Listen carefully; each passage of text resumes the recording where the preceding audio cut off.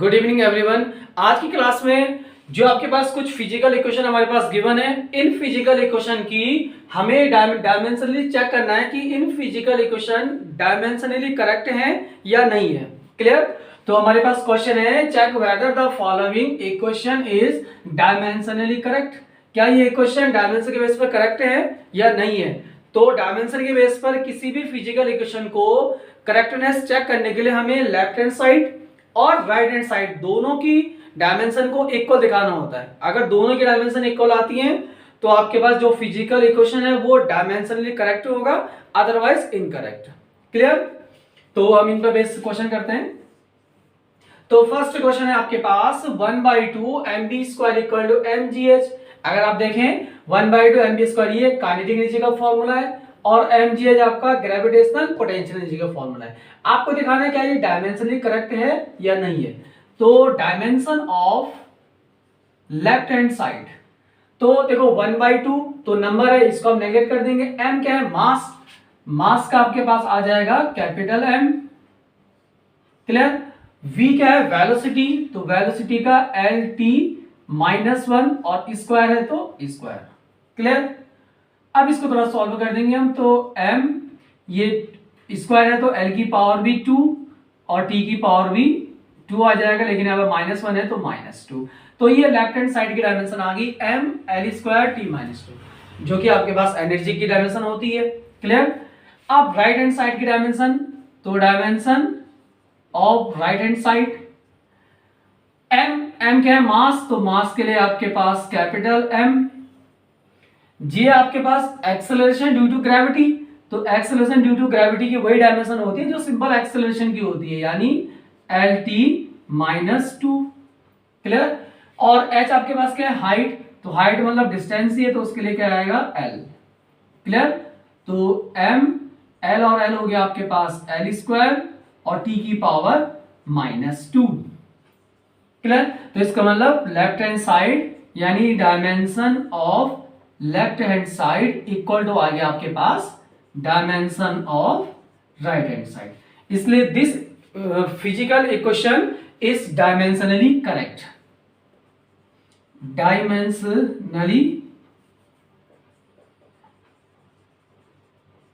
Dimensionally correct.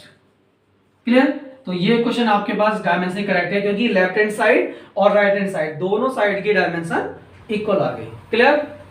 अब हम second equation को लेते हैं। सेकेंड है आपके पास Fs equal to half mv² minus half mu²। F आपका फोर्स है, S आपका डिस्टेंस है। क्लियर? तो सेकेंड के लिए तो left hand side dimension of left hand side. अब लेफ्ट हैंड साइड में है फोर्स, फोर्स की डायमेंशन होती है MLT-2। क्लियर? S आपका डिस्टेंस है तो डिस्टेंस के लिए L। क्लियर? अब इसको अगर हम सॉल्व कर दें तो M LL हो जाएगा आपके पास L² और t की पावर -2, तो M L2 T-2। ये आपके पास लेफ्ट हैंड साइड की निकल गई। आप राइट हैंड साइड की निकाल दीजिए। तो dimension of right hand side, तो राइट हैंड साइड में 1/2 mv², तो 1/2 mv² की अभी डायमेंशन हमने निकाला था। ठीक है? कितना आया था आपका? m L² T-2, तो m L² T-2। क्लियर? क्योंकि हाफ mv² है, ये भी आपका सेम वही है, तो अभी निकाला था हमने, कितना है? mL2 T-2 माइनस, अब 1/2 को हम नेगलेक्ट कर देंगे तो m का हो गया आपके पास m और u क्या है? इनिशियल वेलोसिटी, तो आपका LT-1 का स्क्वायर माइनस m L2 और T-2। क्लियर? और ये है आपके पास m L2 T-2। क्लियर? अब आप देख लेंगे कि ये दोनों डायमेंशन क्या आ गए? इक्वल। बीच में माइनस साइन भी है तो उस हिसाब से अगर आप इसको देखें तो ये कैंसिल हो जाएगा, लेकिन आपके पास डायमेंशन में इसको हम ऐसे कैंसिल नहीं करते। क्लियर? तो आपको सिर्फ ये बताना है कि लेफ्ट हैंड साइड और राइट हैंड साइड क्या दोनों के साइड की डायमेंशन इक्वल है नहीं है?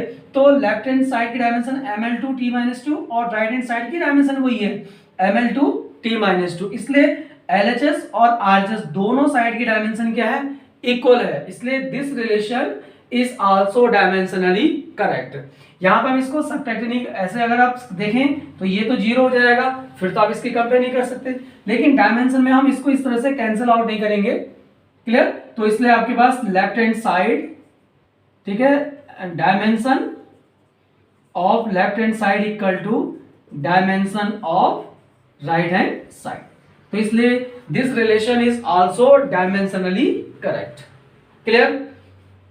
अब बात करते हैं थर्ड इक्वेशन का। तो थर्ड इक्वेशन है आपके पास डी ब्रॉगली वेवलेंथ, ठीक है, de Broglie wavelength lambda equal to h upon mv। तो लैम्डा तो है आपके पास वेवलेंथ, h आपके पास यहां पे है प्लैंक कांस्टेंट, m है वेलोसिटी और v है, सॉरी m आपका मास है और v आपका वेलोसिटी। क्लियर? तो थर्ड में देखें तो लेफ्ट हैंड साइड की डायमेंशन, तो dimension of left hand side. Clear? अब अगर आप देखिए लैम्डा, तो लैम्डा की डायमेंशन क्या होगी? लैम्डा होती है वेवलेंथ। अगर आप वेवलेंथ को देखिए, वेवलेंथ होती क्या है आपके पास? तो जैसे अगर आपके पास ये कोई वेव किसी मीडियम में ट्रेवल हो रही है तो इन पॉइंट को हम बोलते हैं क्रस्ट। क्लियर? ये पॉइंट होते हैं क्रस्ट, और ये चीज क्या होते हैं आपके पास? ट्रफ। क्लियर? तो दो कंटिन्यूअस क्रस्ट या दो कंटिन्यूअस ट्रफ की बीच की जो डिस्टेंस होती है इसी को हम क्या बोलते हैं? Wavelength lambda. क्लियर? तो इसका मतलब हुआ कि वेवलेंथ क्या है? बेसिकली डिस्टेंस ही तो है। दो कंटिन्यूअस क्रस्ट या दो कंटिन्यूअस ट्रफ के बीच की जो डिस्टेंस होती है इसी को हम क्या बोलते हैं? वेवलेंथ। या इसको वैसे बोल सकते हैं कि अगर कोई वेव एक कंप्लीट साइकिल करती है तो एक कंप्लीट साइकिल में जो डिस्टेंस ट्रेवल करती है वही आपके पास क्या है? वेवलेंथ। इसका मतलब वेवलेंथ बेसिकली डिस्टेंस ही तो है, तो डिस्टेंस की डायमेंशन क्या आ जाएगी आपके पास? सिंपल सा l। क्लियर? ये आपके पास जो वेवलेंथ है इसकी डायमेंशन आ गई। अब राइट साइड की डायमेंशन कैसे निकालेंगे? देखिए राइट हैंड साइड की डायमेंशन, आर साइड की डायमेंशन, सबसे पहले आपके पास h आपको यहां पे जो h है, h आपका है प्लैंक कांस्टेंट। प्लैंक कांस्टेंट, अब ये प्लैंक कांस्टेंट क्या होता है? ठीक है, तो प्लैंक कांस्टेंट को समझने के लिए देखो हमारे पास सन से जो एनर्जी आती है वो दो फॉर्म में आती है, एक तो आपके पास पार्टिकल के फॉर्म में, दूसरा वेव के फॉर्म में। हमने क्लास 10th में पढ़ा था नेचर ऑफ लाइट। लाइट के दो नेचर होते हैं, पार्टिकल नेचर और वेव नेचर। क्लियर? जो वेव नेचर है उसके अकॉर्डिंग तो सन से हमारे पास लाइट एक वेव के फॉर्म में आती है। पार्टिकल का फॉर्म का मीनिंग हुआ कि सन से हमारे पास जो एनर्जी आती है वो एक पार्टिकल के फॉर्म में आती है, इसको हम पैकेट्स ऑफ एनर्जी बोलते हैं, यानी बंडल की फॉर्म में। क्लियर? उन जो पार्टिकल्स होते हैं उन पार्टिकल्स को बोलते हैं हम फोटोन। क्लियर? जो पार्टिकल सन से आपके पास एनर्जी के फॉर्म में आते हैं उन पार्टिकल्स को बोलते हैं फोटोन, और उन फोटोन की जो एनर्जी होती है वो होती है इक्वल टू h न्यू, और ये इंटीग्रल मल्टीपल होता है यानी NH न्यू, जहां पे n की वैल्यू 0 1 2 3। ठीक है, तो E आपका एनर्जी है, H आपका प्लैंक कांस्टेंट है, न्यू आपके पास जो लाइट इंसिडेंट हो रही है उसकी फ्रीक्वेंसी है। तो यहां से आप H की डायमेंशन निकालेंगे। क्लियर? तो H इक्वल टू हो जाएगा आपके पास, अगर आप H को निकालें तो H equal to E upon nu. N आपका नंबर है, इसको आप नेगलेक्ट कर देंगे। क्लियर? तो H equal to E upon nu. अब E क्या है? एनर्जी। एनर्जी की डायमेंशन ml2t-2। ठीक है, नीचे फ्रीक्वेंसी। फ्रीक्वेंसी टाइम पीरियड का क्या होता है? रेसिप्रोकल, यानी t की पावर -1। क्लियर? तो ये हो जाएगा आपके पास m l की पावर 2, और t ऊपर आके क्या हो जाएगा? प्लस का, तो 2 में से 1 चलेगा तो यानी t की पावर -1। ये आपके पास h की डायमेंशन आ गई। तो इसकी डायमेंशन को हम यहां पे पुट कर देंगे h, तो h की डायमेंशन आ गया आपके पास m l2 t -1। ठीक है, ये h की डायमेंशन आ गई। अब नीचे है आपके पास एम वी, एम मास, मास के लिए एम, क्लियर। v आपका वेलोसिटी, वेलोसिटी का L T minus one, clear, ये हो गया। अब इसको अगर हम सॉल्व कर दें तो आपके पास m से तो m हट गया, आपके पास l की पावर 2 है और एक आपका l नीचे है, तो l और t से t आपका कैंसिल, तो सिर्फ क्या बचेगा l। तो आप देख रहे हैं कि लेफ्ट हैंड साइड और राइट हैंड साइड दोनों साइड की डायमेंशन क्या आ गई, इक्वल। तो इसका मतलब ये जो इक्वेशन है, फिजिकल इक्वेशन, ये डायमेंशनली क्या है, करेक्ट है। क्लियर, यहां तक क्लियर हो गया। इसमें मेन आपके पास क्या था, ये h यानी प्लैंक कांस्टेंट, जिसके डायमेंशन हम निकालेंगे equal to H nu formula से। क्लियर। अब आपके पास नेक्स्ट रिलेशन है एस का वेलोसिटी। देखो एस का वेलोसिटी ये हमारे पास ग्रेविटेशन वाला जो चैप्टर है वहां पर हम पढ़ेंगे इस एस का वेलोसिटी का। थोड़ा इसके बारे में बता देता हूं, एस का वेलोसिटी होती क्या है। एस का वेलोसिटी किसी ऑब्जेक्ट को अगर हम इतनी वेलोसिटी से अर्थ से अपवर्ड की ओर थ्रो करें, जैसे ये हमारा अर्थ है, ये हमारा अर्थ है और ये अर्थ का ग्रेविटेशन फील्ड है, ठीक है। तो कोई भी बॉडी अर्थ की ओर रिटर्न होके कहां कब आती है, जब वो बॉडी अर्थ के ग्रेविटेशनल फील्ड के इनसाइड ही हो। क्लियर। तो यानी सीधा सीधा ग्रेविटेशन फोर्स सिर्फ कहां लगेगा, अगर कोई बॉडी अर्थ के ग्रेविटेशनल फील्ड के इनसाइड होगा, अगर आउटसाइड होगा तो कोई फोर्स नहीं लगेगा। क्लियर। तो अगर हम अर्थ से किसी बॉडी को इतनी वेलोसिटी से थ्रो कर दें कि वो अर्थ के ग्रेविटेशनल फील्ड से बाहर चले जाए, तो वो बॉडी कभी रिटर्न होके नहीं आती, ठीक है। तो उस वेलोसिटी को, उस बॉडी को अर्थ के ग्रेविटेशनल फील्ड से जस्ट एस्केप करने के लिए, यानी बाहर निकालने के लिए जिस मिनिमम वेलोसिटी से आपने उसको थ्रो करा, उस मिनिमम वेलोसिटी को बोलते हैं एस्केप वेलोसिटी। क्लियर। तो एस का वेलोसिटी किसी बॉडी को अर्थ के ग्रेविटेशनल फील्ड से जस्ट आउट करने के लिए, यानी बाहर निकालने के लिए जिस मिनिमम वेलोसिटी से आप थ्रो करते हैं, उस मिनिमम वेलोसिटी को बोलते हैं एस का वेलोसिटी। क्लियर। तो यहां पे हमारे पास फॉर्मूला है escape velocity v equal to √2g m upon r, जहां पे g ग्रेविटेशनल कांस्टेंट है, m मास ऑफ अर्थ है, r रेडियस ऑफ अर्थ है। तो आपको प्रूव करना है कि क्या ये डायमेंशनली करेक्ट है या नहीं है। क्लियर। तो देखें इसको कैसे डायमेंशनली करेक्ट चेक करेंगे।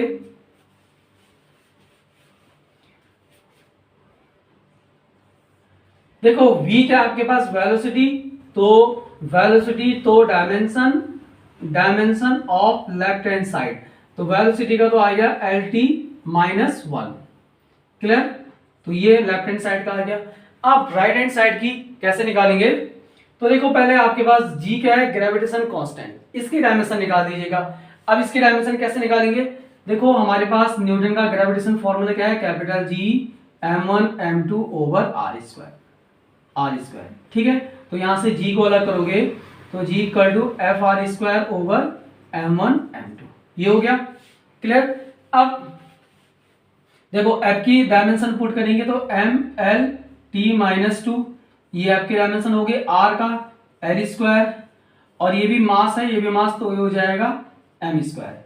तो अगर आप इसको सॉल्व करें तो यहां से आ जाएगा m की पावर माइनस 1, ठीक है, l स्क्वायर और l की पावर 1, तो l की पावर 3 और t की पावर माइनस 2।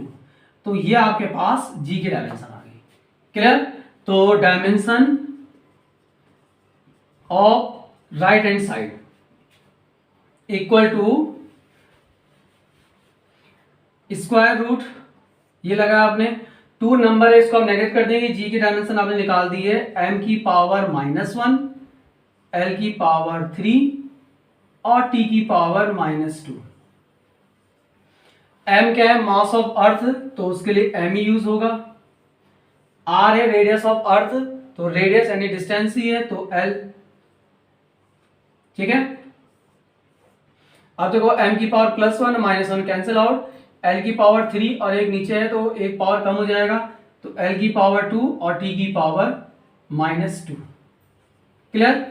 अब यहाँ पे आप देखें, इसको आप लिख सकते हैं एल टी माइनस 1 का स्क्वायर, क्योंकि यहाँ पे एल की पावर भी 2 है, टी की पावर -2 है, तो इसको आप लिख सकते हैं एल टी -1। और ये जो आपका स्क्वायर रूट है ये आपका इस तरह से आ जाएगा 1/2, तो 2 से 2 कैंसिल, तो फाइनली आ गया एल टी -1। क्लियर? तो आप देख रहे हैं कि लेफ्ट हैंड साइड और राइट हैंड साइड दोनों की डायमेंशन क्या आ गई, इक्वल। तो इसका मतलब this formula is also dimensionally correct. Clear? तो एल टी -1 दोनों के आपके पास सेम आ गई। क्लियर? तो ये आपके पास फोर्थ इक्वेशन ऑफ मोशन भी आपके पास डायमेंशनली करेक्ट है। क्लियर? अब बात करते हैं क्वेश्चन नंबर आपके पास 5th की। तो क्वेश्चन नंबर 5th है E=mc²। ये क्या है? ये आइंस्टाइन का मास एनर्जी रिलेशन है। ये मास और एनर्जी में रिलेशन डिफाइन करता है कि हम मास को एनर्जी में और एनर्जी को मास में कन्वर्ट कर सकते हैं। ठीक है? तो ये आपके पास रिलेशन है, इसको हमें प्रूव करना है कि क्या ये रिलेशन डायमेंशनली करेक्ट है या नहीं है। क्लियर? तो आपके पास E=mc²। तो आप लेफ्ट हैंड साइड की डायमेंशन निकालेंगे, तो E एनर्जी है, तो एनर्जी का mL2T-2, ये लेफ्ट हैंड साइड का आ गया। ठीक है? राइट हैंड साइड का निकालें RHS की, तो m आपका मास है, ये मास हो गया m। अब यहां पे c की बात करें, c जो है वो है स्पीड ऑफ लाइट। क्लियर? यानी आपका स्पीड है, तो स्पीड की डायमेंशन क्या होती है, LT-1, और स्क्वायर है तो स्क्वायर। ठीक है? तो m स्क्वायर है तो l की पावर 2 और t की पावर -2। क्लियर? तो आप देख रहे हैं राइट हैंड साइड और लेफ्ट हैंड साइड दोनों की डायमेंशन सेम आ गई, इसलिए ये फॉर्मूला भी डायमेंशनली क्या है, करेक्ट है। क्लियर हो गया? अब बात करते हैं लास्ट वाले क्वेश्चन 6, T=2π√L/g। अब ये फॉर्मूला बेसिकली सिंपल पेंडुलम के टाइम पीरियड का फॉर्मूला है। क्लियर? 2π कांस्टेंट है, L क्या है, जो आपने सिंपल पेंडुलम में जो बॉब हैंग कर रखा उसकी थ्रेड की लेंथ। अगर हम बात करते हैं तो देखो ये आपके पास सिंपल पेंडुलम है, ये आपके पास बॉब है जो मेटल का होता है, आपके पास जनरली कॉपर का लेते हैं हम, और ये जो थ्रेड है इसकी लेंथ L है। ठीक है? G आपके पास एक्सेलरेशन ड्यू टू ग्रेविटी है, और कैपिटल T आपके पास क्या है, टाइम पीरियड। एक ऑसिलेशन में जितना टाइम लेगा कंप्लीट करने में उसको बोलते हैं आपके पास टाइम पीरियड, यानी time taken to complete one oscillation is called time period. Clear? अब इसको अपने डायमेंशनली दिखाना है कि करेक्ट है या नहीं है। तो लेफ्ट हैंड साइड की डायमेंशन, ठीक है, dimension of left hand side t, time period, तो t का तो t आ जाएगा। क्लियर? अब राइट हैंड साइड की डायमेंशन निकालें, तो dimension of right hand side equal to 2π को तो हम नेगलेक्ट कर देंगे, स्क्वायर रूट L क्या है, थ्रेड की लेंथ, तो L ही आएगा, और G है एक्सेलरेशन ड्यू टू ग्रेविटी, तो एक्सेलरेशन ड्यू टू ग्रेविटी की डायमेंशन होती है LT-2। क्लियर? तो ये हो जाएगा आपके पास L से L कैंसिल, T के ऊपर आगे T स्क्वायर। ठीक है? स्क्वायर से स्क्वायर रूट कैंसिल आउट हो जाएगा, तो क्या बचेगा, T। तो राइट हैंड साइड की डायमेंशन भी T आ गई और लेफ्ट हैंड साइड की डायमेंशन भी T आ गई। तो इसका मतलब ये फॉर्मूला भी डायमेंशनली क्या है, करेक्ट है। तो इस तरह से हम आपके पास कोई भी फिजिकल इक्वेशन दी होगी तो उसको हम डायमेंशन के बेस पर कैसे चेक करेंगे कि वो फिजिकल इक्वेशन डायमेंशनली करेक्ट है या नहीं है। तो उसके लिए हमने उस फिजिकल इक्वेशन की लेफ्ट हैंड साइड की डायमेंशन को निकालना है, और फिर राइट हैंड साइड की। अगर दोनों साइड की डायमेंशन इक्वल आती हैं तो वो फिजिकल इक्वेशन डायमेंशनली करेक्ट होगा, अदरवाइज आपके पास नहीं होगा। क्लियर? दूसरी बात, डायमेंशन में जो न्यूमेरिकल वैल्यू होती है इनको हम नेगलेक्ट कर देते हैं। दूसरा, इस क्वेश्चन में हमने देखा होगा कि दोनों की डायमेंशन क्या आ रही है, इक्वल, तो उस हिसाब से तो क्या हो जाएगा, 0। लेकिन डायमेंशन में हम इस तरह से 0 नहीं करते, हमें सिर्फ कंपेयर करके दिखाना है कि क्या LHS और RHS दोनों की डायमेंशन सेम आ रही है, तो दोनों की डायमेंशन क्या आती है आपके पास, सेम आ रही है। क्लियर? तो ये भी आपके पास डायमेंशनली क्या है, करेक्ट है। तो ये आपके पास मोस्ट इंपोर्टेंट है क्वेश्चन जो जनरली आपके पास एग्जाम में पूछे जाते हैं। क्लियर? तो ये डायमेंशन का सेकंड एप्लीकेशन पर बेस्ड क्वेश्चन हो गए।